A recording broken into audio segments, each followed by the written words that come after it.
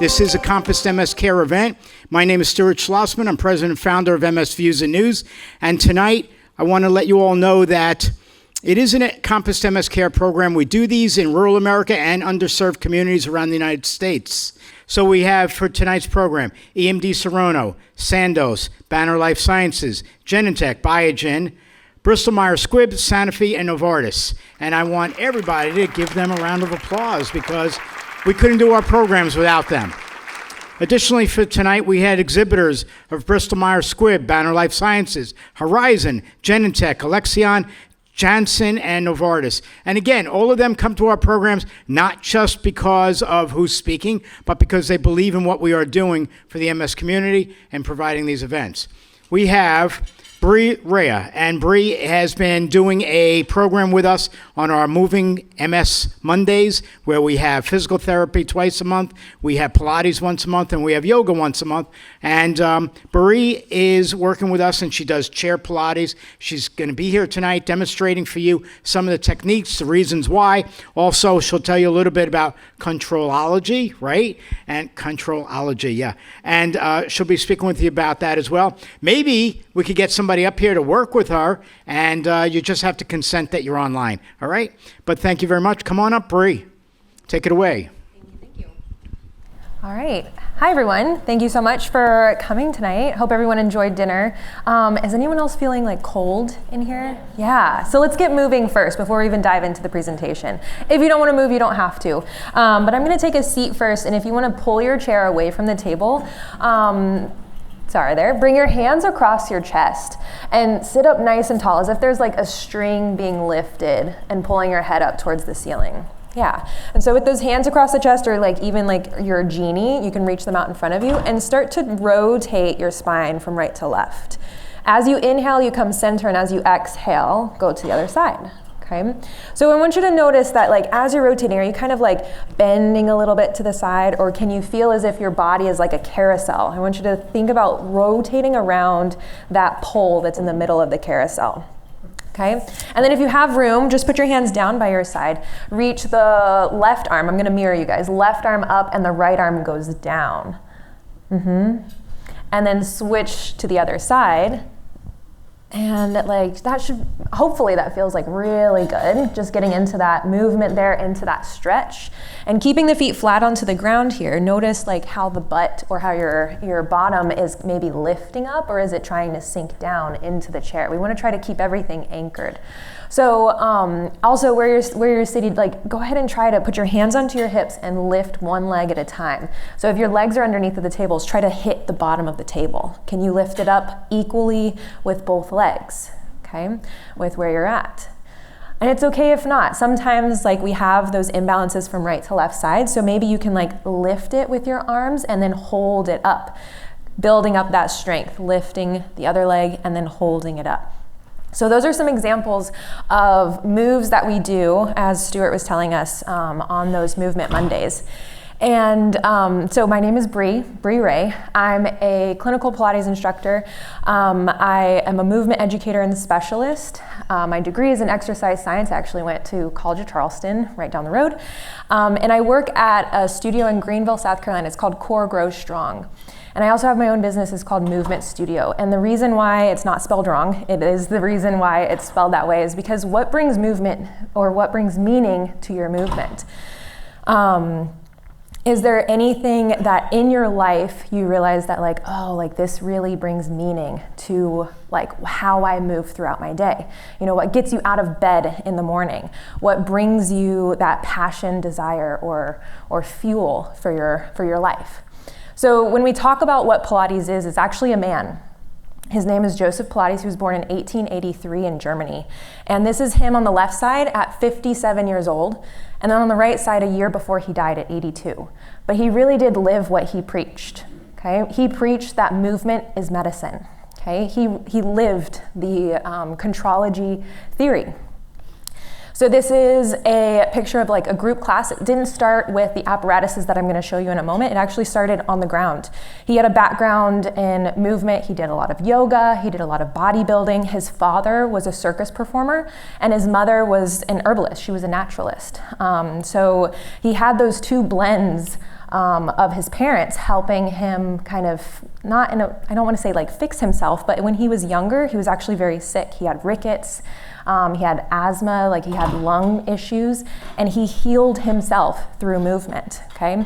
And as Dr. Walker was talking earlier, you know, the mindset of patients and really how you can not work yourself, but like think yourself into a mindset that is healthy, that really does mean a lot. And it was proven by Joseph Pilates the way that he lived.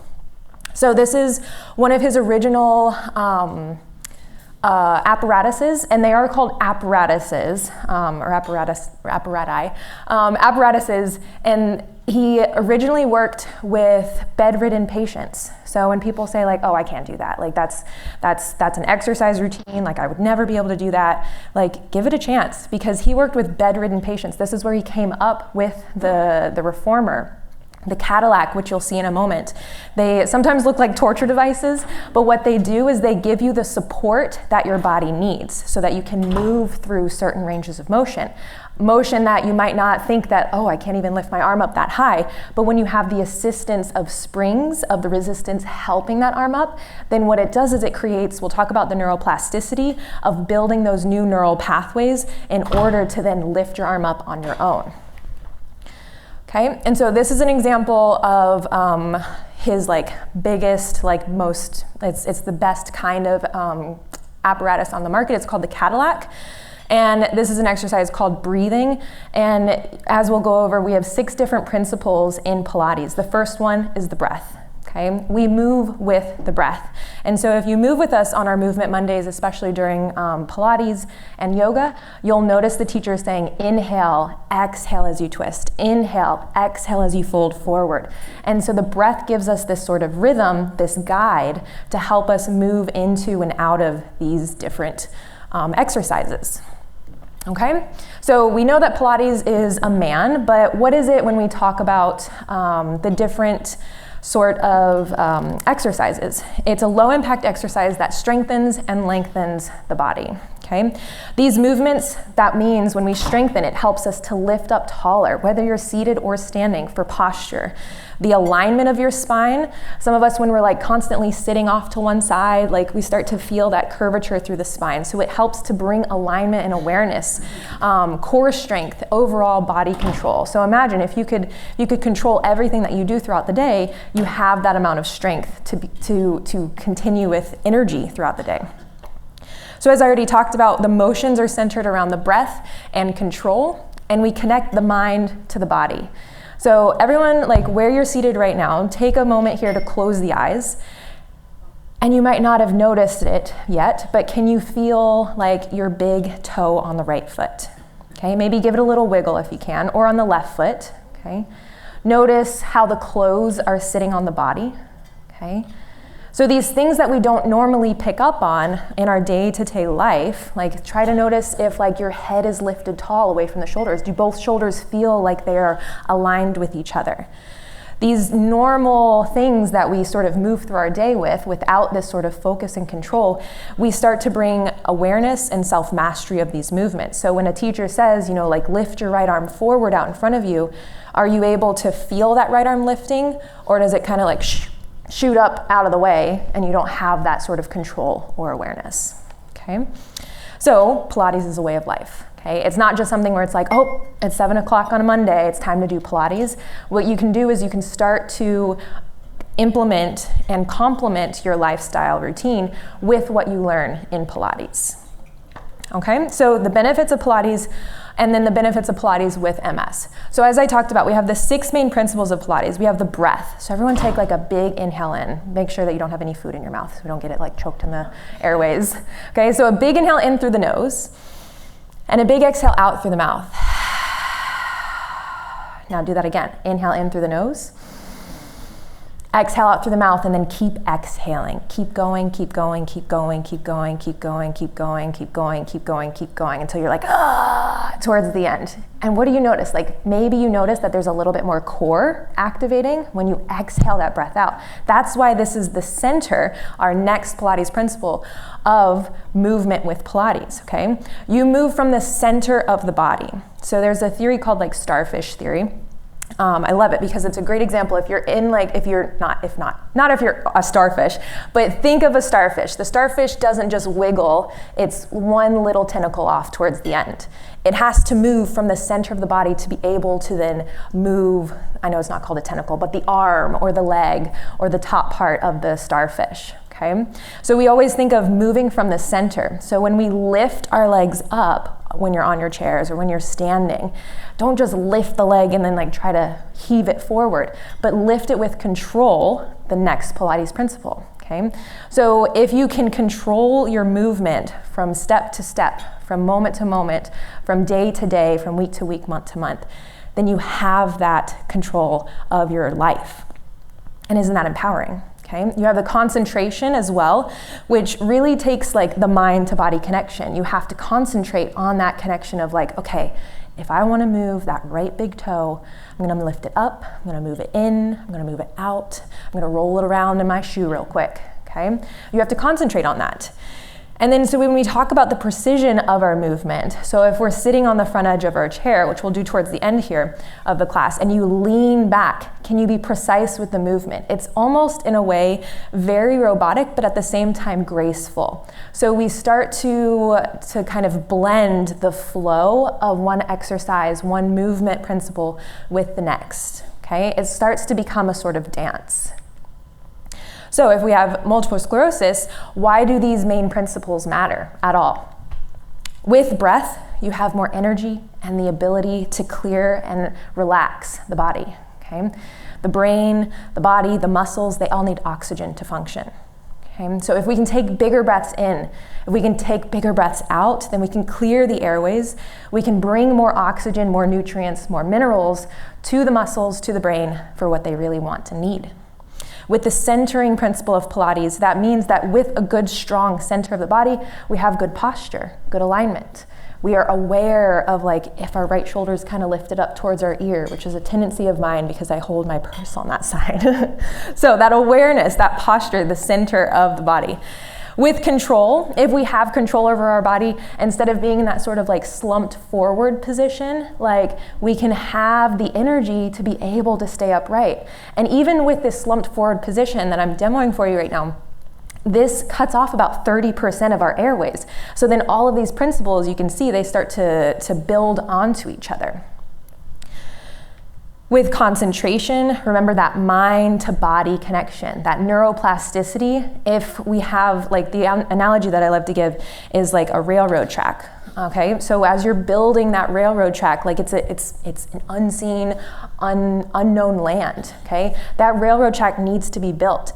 You need to have those tracks that move you to that area. So as you continue to practice lifting that left arm up to where that right arm can go, then you start to build those tracks so that you can build up that neuroplasticity. With precision, you have accuracy of movement. Instead of thinking that you're lifting that arm up to this point, you're actually only lifting it to a lower point or a higher point. You don't have control or precision over the movement. And then of course with flow, that goes along with mobility, flexibility, and strength.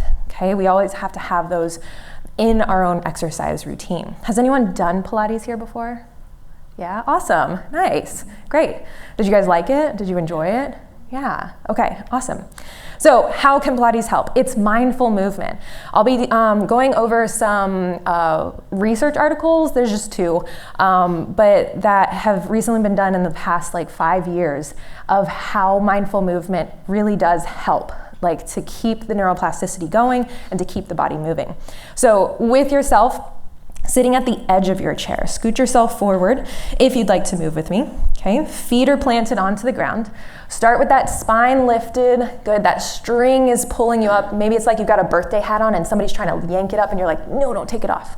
Okay, so place your hands onto your knees, take an inhale. And as you exhale, start to nod the chin towards the chest. Inhale, lift back up. And then exhale, nod the chin and start to roll the spine forward. Sorry, as I get louder into the microphone. Inhale, back up.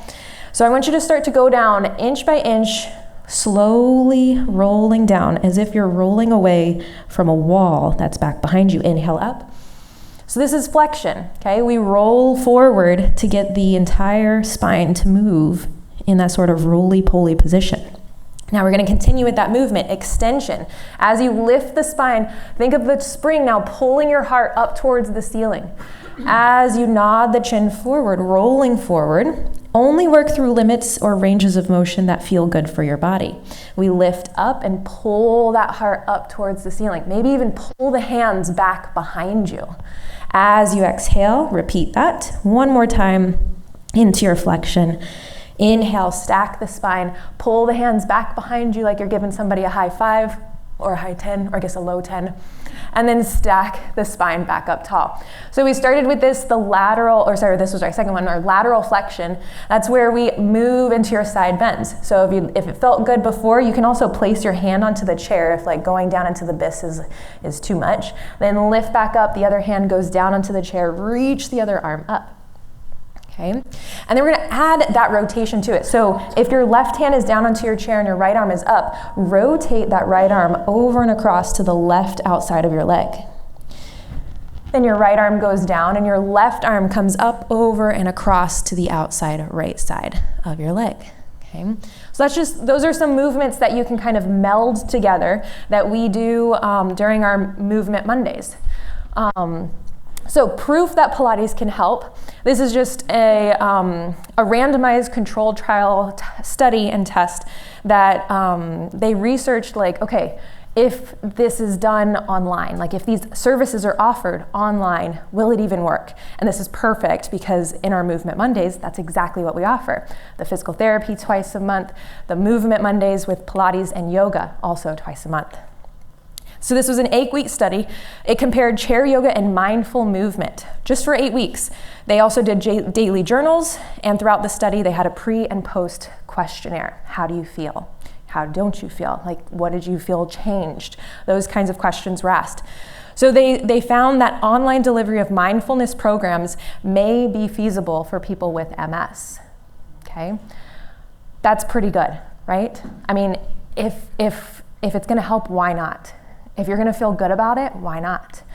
Okay, so this is another study that was done, mindfulness and motion for people with MS, a feasibility study. It was another 8-week study that once a week was all they needed. 1 hour session, and this was also with a discussion. So 40 minutes of discussion and then 20 minutes of mindful movement, chair yoga, stretching, meditation, and relaxation, along with a pre and post questionnaire. So they talked most of the time, 20 minutes of movement. After that, the 8-week study they found that resiliency skills of mindfulness training may be beneficial in helping to mitigate unpleasant and unpredictable mental and physical symptoms that are associated with the MS diagnosis. So going back to the mindfulness of your symptoms, of your body, how does this make you feel? Like other than that woe is me kind of situation, or like how you hold your body instead of being lifted up and opening those airways, like your physicality play a big role with how your mental space is as well. And so that's what they found, is that the resiliency skills of mindfulness, doing meditation, doing your breath work, then doing some movement can really make an impactful difference. And that was just over 2 months, 8-week study. So what that means is in an at-home practice, we have those options. I keep saying the Movement Mondays with MS Views and News. We offer chair Pilates and yoga, both once a month. Okay. The next one, if you want to mark your calendars, is November 14th, 7 to 8 p.m. Chair yoga is November 28th, 3:30 to 4:30 p.m. And these are all Eastern Standard Times. Okay. With the studies that we just went over, remember that they also kept a daily activity log. So even if movement isn't a regular practice with your daily activities, try to keep a daily log. Like, how many times did I get up, get down, walk up the stairs or walk down the stairs, or just move? Like, did I move my upper body today? Did I move my lower body today? If you can take a daily activity log, or didn't I move today? How does that make me feel? Do I feel more sluggish? Do I feel more elated? Do I feel more energized? Noticing these things and being able to go back and look at it and saying like, oh, well, I ate green beans and I realized like I felt better, okay? I moved my lower body and I realized I had more energy by the end of the day, okay? All of these things can help you to look back at what sort of activities or foods that you're eating or things that you're drinking can help to, you do more of that. So you stay in a more positive state. All right, so my favorite word is notice. And what I like to tell people is like, how is your body feeling before we start a session? What do you notice first outside of the body? So we start with like a bigger picture of things. So if you want to close your eyes again, just notice what's going on outside of the body. Okay, what I notice right now is like the temperature of the room. I'm very like cold natured. So I notice that. That's always the first thing. What do you notice within the body? Okay, can you feel the heart beating?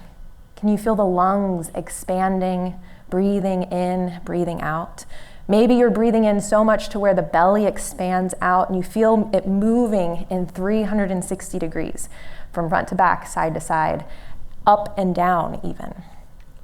Okay, what do you notice about the breath? Kind of just went over that.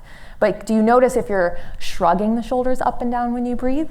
Or can you keep the shoulders soft and instead breathe into the diaphragm so that that diaphragm can essentially massage the abdominal organs? All of those abdominal organs, they need to move. They need to move past each other to be able to function properly. What do you notice about the mind? Okay, are you like, okay, is this done yet? Like, are you frustrated? You know, like, when is this, you know, what time is it? What do you notice? Okay, what kind of day did you have? And then a big one is, where is the body tense? So if we can start to be mindful of how these different noticing acts can cause tension in the body, or where you can cause or have power and control over where you relax the body, again, that over time practice will change the life that you live. And then, of course, where is the body soft? I'm getting ahead of myself on these. Where is the body soft? All right. So again, my name is Bri Rhea, Pilates instructor and movement educator and specialist. I work at Core Grow Strong, which is a movement studio in Greenville, South Carolina. We do privates, we do group classes. So if you're ever in the area, check us out.